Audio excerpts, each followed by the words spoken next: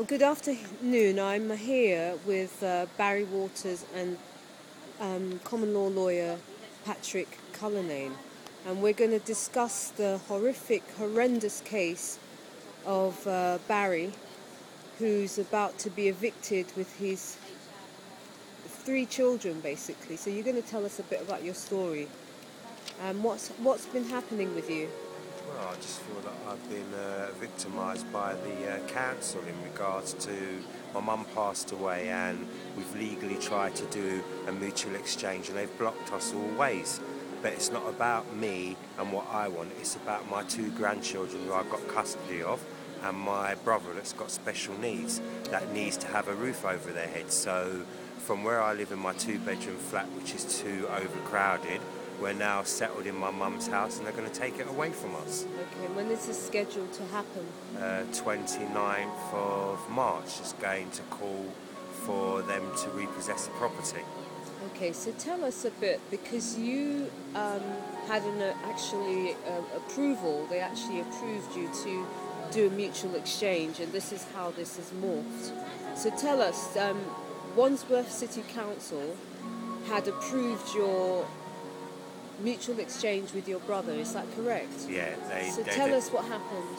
They approved the mutual exchange and the kids were excited and everything was packed up, so we decided then to move, and as soon as we moved into the property we got a phone call at 6:30 in the evening to say that they weren't going to warrant the mutual exchange due to my brother being under-occupied in a 2-bedroom place, that he only authorised to seek a 1-bedroom property when they had all the paperwork to prove that my brother had my special needs brother Trevor Waters warrant him to have a 2-bedroom place and not a 1-bedroom place.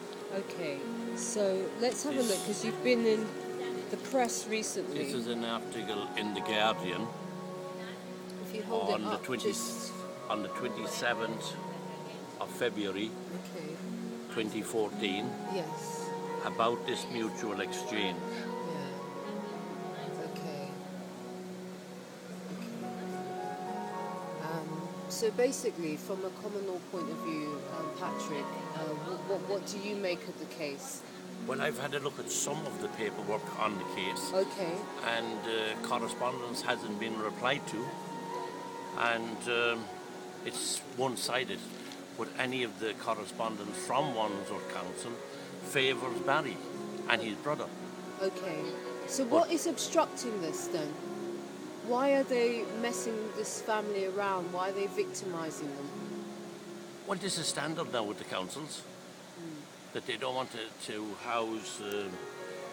They don't want to house these people, and it's a perfect mutual agreement, because Barry was in a situation that he was crowded in a flat with himself and 3 children, and a 2-bedroom. There was 3 children sleeping in one room. Now he's got a 3-bedroom house, and his brother is living in the 2-bedroom flat, and that's an ideal situation. Yeah. But the council, who are supposed to be protecting these families, are actually terrorising them, persecuting them. And this is what's going on. And you've got quite a bit of paperwork, There's haven't quite you? a bit of paperwork here. So let's see some of the things you have.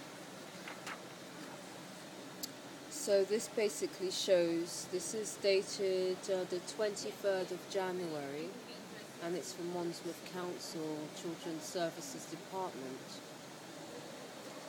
And basically it shows that Barry Waters is caring for his grandchildren, and also supports his brother with overnight stays. And so basically this is proof of your situation. You are not only a carer of 3 children, but you're also a carer for your brother who has special needs, who stays overnight. And basically, effectively, they're looking to put you all out on the street. Exactly. but over my dead body is that going to happen? Because it's not about me. If it was adults, and I could understand it, but you're talking about 3 vulnerable children, because obviously if you include my brother, that's 4 vulnerable children, because he actually is classed as a child. And as it so happens, if they put us out on the street, my brother will have nowhere to go, because he won't be able to come home and enjoy his days when he comes home for weekends and holidays to stay with his family. It's already tragic that he's lost his mum and doesn't understand that. So yet again now to lose his home is another cat and a fish again too. So basically, how old are your grandchildren? My grandchildren are 5 and 6, and my brother with special needs is 44. Okay. And then you have a son as well, is that right? And then I've got a son, he's 14, yeah. So basically, effectively, all these people who are under your care as the adult and carer are all going to be made homeless because of what's the motivation behind them not wanting you to stay in the property? They've already agreed to your mutual exchange. They've given you the go-ahead, and what's happening? You know, you said that you mentioned that there were cars outside. My belief is the fact is that it's been earmarked and they're going to sell it, and because obviously it's worth a lot of money, and due to circumstances my mum couldn't afford to buy it, they are now going to plough back some of their money into Wansworth, because Wansworth's in debt of, I don't know, how many millions of pounds, but yet they could afford to give the chief executive a 7% pay rise. Wow. So these are my issues, and when I do point my issues out, they're not responding back to me with answers, but it's the same with the Housing Association as well. It's a two-sided coin between them. They're not just looking after my interest in as a housing association, they're actually working together, so therefore the two of them are working alongside of each other, and it's not a one-sided coin, it's a two-sided coin where the two of them are in conjunction with each other and not working for the parties that are involved, which is i.e. my brother for Wansworth Council and me for the housing association.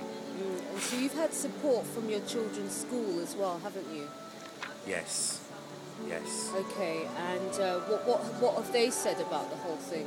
They think that it's quite appalling because Destiny and Rain, as in my 2 grandchildren, have settled very nicely into the school and have made new friends that are on tap that live in the local community and obviously are part of that community, and they will destroy that by upheaving them, by not letting them stay in my mum's house, because now they have become part of the community, i.e. the school and the local facilities in the area. Because this is your family's home. I mean, this is not like you're in another person's property. This is actually already the family's home. Exactly. But they're wanting to put you out of it because they've earmarked the property. Exactly. Okay, yes. So you've got the document here, Patrick. This is the eviction. This is a notice of seeking possession, and it came from the Executive Chief Officer of Housing, Brian Riley. Okay. And this is dated the 28th of the 2nd, 2014. Okay, so can you just hold it up straight so that we can have a look at it? All right, so under the Housing Act 1996, Section 83, and Housing Act 1985 as well. And so this is the guy that actually sent it. Brian Riley. Okay. The Chief Executive of Housing. So obviously you're going to challenge this. You're challenging this, and we're bringing it to the public because obviously the press has covered the story because it's so appalling, and we're covering it here today as well.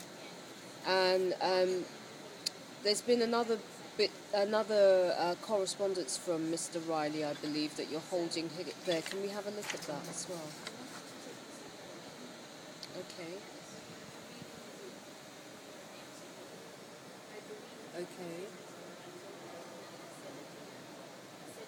All right, thank you. This is also a letter from Honeywell Infant School, yes. Dated the 20th of March 2014. Okay. This is okay. Which is self-explanatory to anyone that reads it. It says we're writing in support of Barry's application to remain in his deceased mother's house. Okay. And there's another So you've letter. got quite a lot of supporters, Barry. You've got the press, you've got the school, you know, and what's what's the general feeling about your case? I mean, are people appalled? Are the school appalled? Oh yeah, everybody's appalled, but at the end of the day, they can only support me. They don't have the say or the power to authorise the house to be kept within the family. The only people that have the power to do that is Wansworth Council themselves. So what will be the effect of them putting you out? Well, the effect will be potentially I'll be homeless. It won't only be my children that will be affected, it will be also my brother as well, because potentially he'll have nowhere to come home to, and it will just destroy a family. It's already destroyed the family since my mum's passed away, and they're going to destroy it again. I thought the whole idea of peace and unity and for government practices and with all the new laws that come out, they wanted to try and keep families together. That's why I've got custody of my grandchildren. Okay. So I would have thought that they would have followed some of those guidelines to try and keep the family together. And I honestly think with all the support and all the input that I've got and letters that I've got, that it would be in the best interest to keep the house within the family. Okay, absolutely. There is And you have something another else? supporting letter from the Turley Road practice, Okay. And this one. which the council obviously is ignoring. Okay, so this is from your doctors now, is it? It's from my mum's GP. Okay, from your mother's GP. Okay.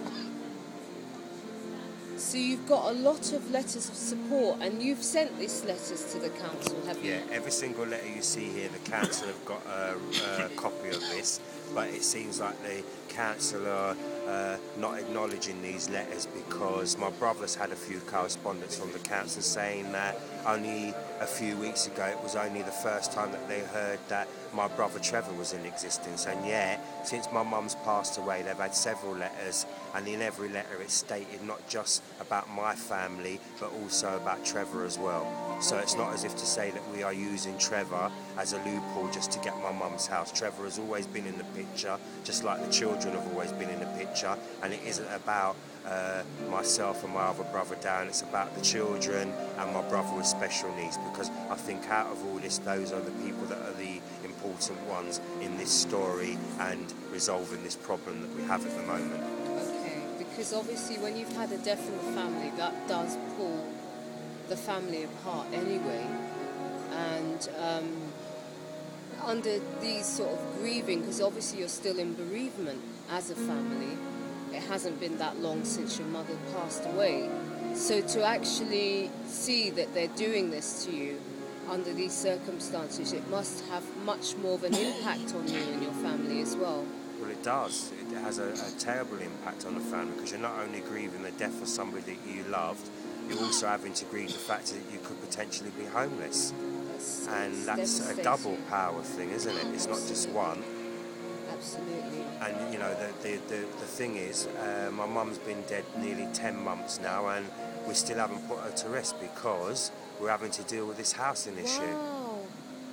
So, She still hasn't been laid to rest? Nope. She's still, unfortunately, on top of the mantelpiece in the sitting room of the place that she loved to be until this is resolved. And once this is resolved, then we will put her to rest because... Oh, okay. Oh, that's terrible. That's even worse. I'm really sorry to hear that. But the council do know about my mum's ashes, and the fact is that my mum's not been laid to rest because of the matter in hand, because it's not as if it's only recently since I've taken the case over. This has been going on since my mum passed away via my brother and now to myself, because obviously I potentially now want to stay in my mum's home, which is our family home. Okay. So you have some information here. Well, this is what I assess that Barry is caught up in, but he don't know. And it's the corruption of Britain, in Britain. And they're all conspiring against him. Yes. He don't know this. Yes. This is why there's no reply from his correspondence to the council. And they've decided to make him homeless. Okay. 2 families. Okay. And this basically says secret report shows how organised crime infiltrated judicial system the police, and basically this highlights that the whole judiciary, the whole thing is total the corruption. state is corrupt. This article was by Tom Harper, And this who's was on an the 11th. investigative reporter anyway. And then you've got also here about Magna Carta 1215, and that due process and trial by jury is our right, really, isn't it? It is indeed. And you're an advocate of that. For every case, civil, criminal and fiscal. And they're denying us this so that they can terrorise the likes of Patrick Cullinane and Barry and his brother Dan. And this is what they're doing. And tell me, how many cases like this do you come across in the UK? I've come across thousands of these cases, and all of the councils are actually involved, and the police will not investigate and arrest these criminals. They are terrorising Barry. They have him in a stressful state, looking after children who the council are supposed to be protecting, but are they? What does the documentation tell you? This is what they actually did to me.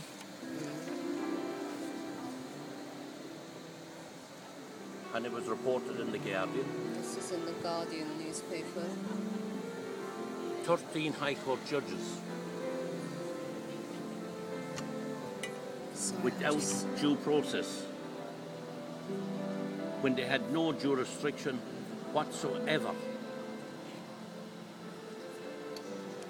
And this is what the local authorities are relying on, because when Barry goes to the court, he's going to go before a judge. Yes. And the judge is going to be working with the council. Barry won't know this until he's made homeless. He's on the street. And he won't be able to fight back from the street. These people are committing crimes against humanity. They did it to you. They actually put you out of your property as well. They put me out of my property, and it was my own property. Okay. I paid for it. And then you had to run across the field, didn't you? They came in the middle of the morning, was that? They tried to section me under the Mental Health Act because I was saying that there was a conspiracy against me, which is here now. Yes. This is what I was saying all along, but nobody would listen to me. All they wanted to do was section me. Okay. Yeah, I mean, it's rife right now. What do you see as the solution, Patrick? I reported it. I reported the crimes to the police, and this is what we've got. It's proved here again. Well, we know this, yeah. They told me that they will not investigate fraud, the police. It's on YouTube. So if Barry or Dan decides to go to the police, they will target them and they'll get more persecution because they're all working together. Barry should be able to go down to the police now and tell them that he's being persecuted, which he is, because there is no need to make this man homeless. A notice seeking possession. Yes. What is this? What mental state does this put an individual in? Seeking possession, and these people don't mind. And you're looking after vulnerable children that are at risk, and the council are supposed to protect them. And look at what they're doing. Right? Even the local papers now, they're taking no notice of it. This on The Guardian.